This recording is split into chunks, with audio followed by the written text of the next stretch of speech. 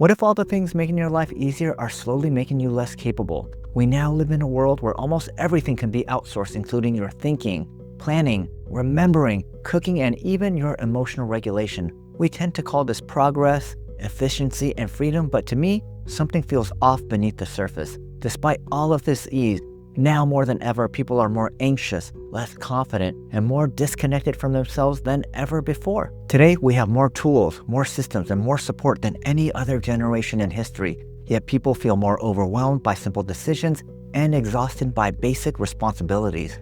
This disconnect is not random, and it is not your personal failure. It is a predictable consequence to how modern life is currently structured. Now, here is something most people never slow down enough to ask themselves. What if AI and technology did not give us more power, but quietly took something essential away from us? We assume easier is better, faster is improvement, and less effort equals more freedom. But what if effort was never the enemy and was actually the training ground? There is a quote that captures this trade-off with uncomfortable clarity, and that quote is, "Every convenience gained is a skill lost." And this might sound simple, but it explains far more than most people realize. And once you see how this applies to your modern life, you won't be able to unsee it. So before we jump into everything, I want to take a small break to let you know that the purpose of this channel is to not give you more information to collect or to intellectualize. This channel exists to take complex spiritual, psychological, and philosophical ideas and make them practical and usable in real life. Because knowledge without application is basically useless, and insight without embodiment changes nothing in your life. And this is still a very small channel, and it grows through your real engagement. Your comments, your shares, your conversations are what allows this work to reach the people who need it most. And if this message resonates, your support genuinely matters to me. You are not just watching content, you are participating in something that will drastically improve your life. All right, so let's get back to the content. Can you imagine waking up tomorrow and your phone no longer works? That means no GPS telling you where to go, no reminders telling you what to do next, and no apps suggesting what you should eat or watch.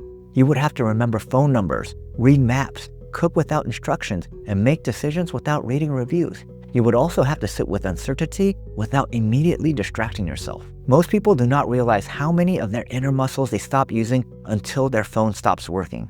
This isn't about rejecting modern life or romanticizing the past. It's about noticing what parts of you stop being exercised, and the awareness of this is the first step towards rebuilding that capability. So why does this matter? Well, throughout history, tools were designed to extend human capability, not to replace them. Fires required attention and responsibility. Farming required patience and intuition. Craftsmanship required mastery through repetition. Each advancement made life easier while still demanding skill and presence from the human that was using it.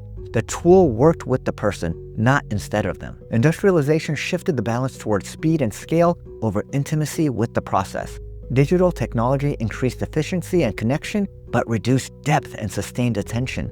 Now outsourcing extends beyond labor and into thinking, feeling, remembering, and deciding. Convenience shifts effort away from the human nervous system and into external system, and this has real consequences. Now let's go over 3 core principles. Core principle number 1 is convenience outsources competence. When something consistently does the work for you, the part of you that once could do the work stops developing. Navigation apps weaken spatial awareness.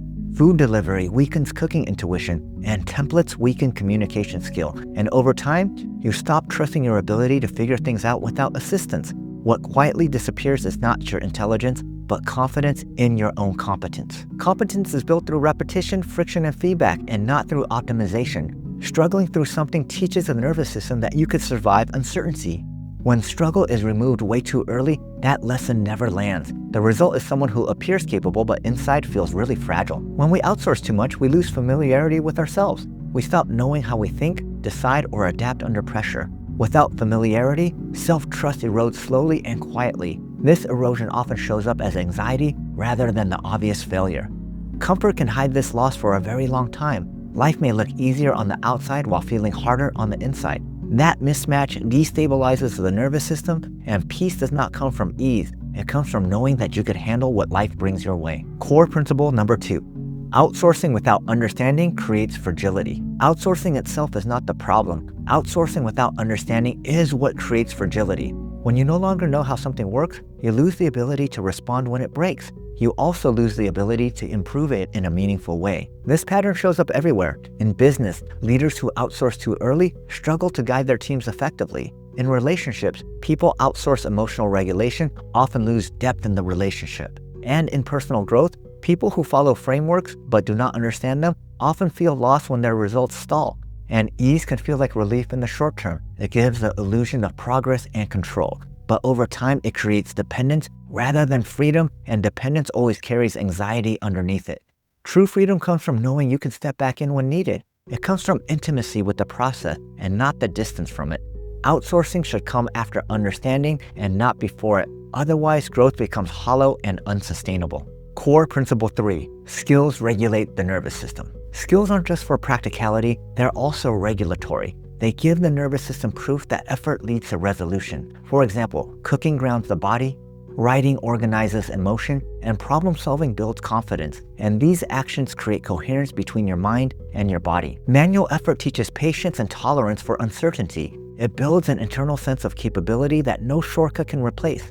When friction is removed too early, resilience never forms, and the nervous system remains reactive instead of being stable. This is why modern anxiety often feels vague and unexplainable. There is no clear threat, yet your body feels unsafe. The system was never trained to trust itself through effort. Avoidance became the default coping strategy. And avoidance feels protective in the moment, but over time it teaches the nervous system that discomfort is dangerous. And that belief shrinks life instead of expands it.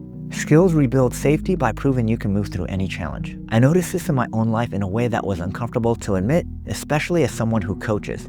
There was a period where I hired people for almost everything, including scheduling, onboarding, content, and doing my follow-ups. And on paper, it looked very successful because I was freeing up my time and scaling my business. But something felt off that I couldn't ignore. I remember sitting in a coaching session when a client asked me a simple, practical question about my process. And it wasn't a philosophical or emotional question, it was a logistical one. I ended up hesitating, and not because I didn't care, but because I had not been close enough to the business mechanics anymore. And that pause told me something really important. Later that week, I opened the spreadsheet my team had been maintaining for months. I stared at it longer than I would want to admit, just trying to understand my own systems. And that was the moment it clicked for me. I had outsourced all of my business and I lost familiarity with it. All this convenience had cost me intimacy with my own work. As a coach, intimacy with the process is everything. I pulled certain things back, not because my team was failing, but because I needed to rebuild my relationship with my own work. So I started sitting on onboarding calls, reviewed all the notes myself, and I just listened a whole lot more closely. And something began to shift almost immediately. I became calmer, more present, and more precise in my sessions. Not because I was doing more, but because I was more capable. And that capability creates more safety, and safety creates trust, and trust creates a calm nervous system. So this is how you implement this. This isn't about rejecting convenience, it's about using it consciously instead of automatically. So what you could do is start by identifying one area you outsource too early. That could be business systems, emotional regulation, decision-making, or any daily life skill. Rebuild intimacy with that skill by doing it manually for a short period of time. Notice where the friction shows up and where you avoided learning before. Pay attention to what you gain by being closer to the process, and only after that capability is rebuilt should convenience be reintroduced intentionally. This is how ease becomes sustainable instead of hollow. This is how outsourcing becomes empowering instead of weakening.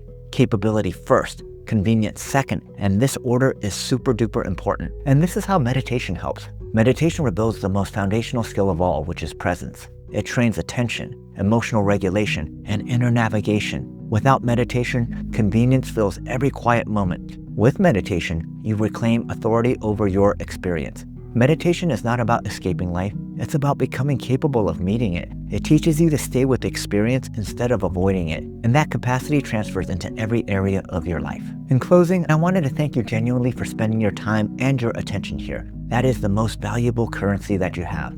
This channel exists to simplify deep ideas and make them usable, and wisdom only matters when it changes how you live and how you relate. And if this video resonated with you, comment with one skill you want to reclaim.